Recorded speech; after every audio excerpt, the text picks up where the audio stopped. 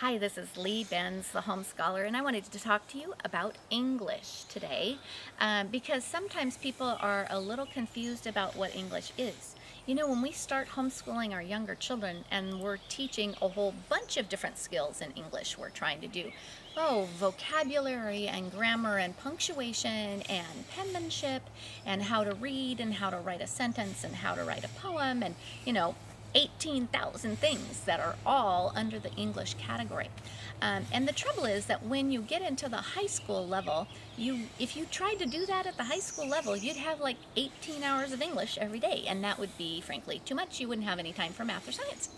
So one of the things for you to be thinking about is how do you know when you're teaching a reasonable amount of English each day?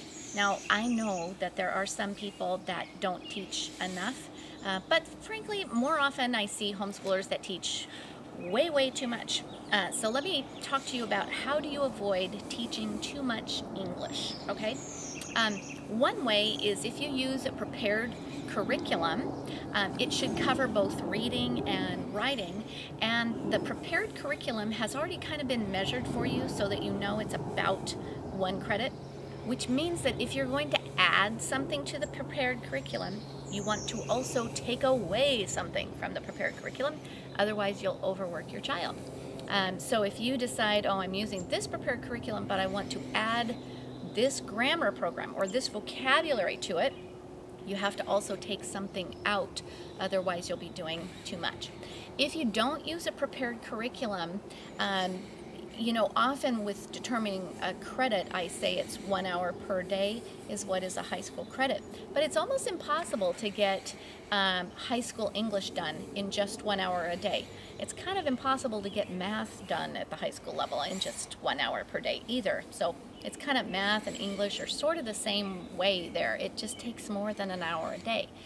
So the way that I've kind of wrapped it around in my brain, how I try to make sense of it all is to think, you really want to spend an hour per day learning about writing, which means you're practicing writing, your vocabulary, that sort of thing, reading comprehension, whatever it is that you're doing, it's that writing thing is for about an hour a day. And then you want them to be reading bunches and bunches, right? So you want them to have some reading type skills for about an hour a day. So the way that looked in my home was my children would spend about 15 minutes doing some skill-specific thing. Maybe it was a workbook or SAT preparation later on, Wordly-wise, something like that.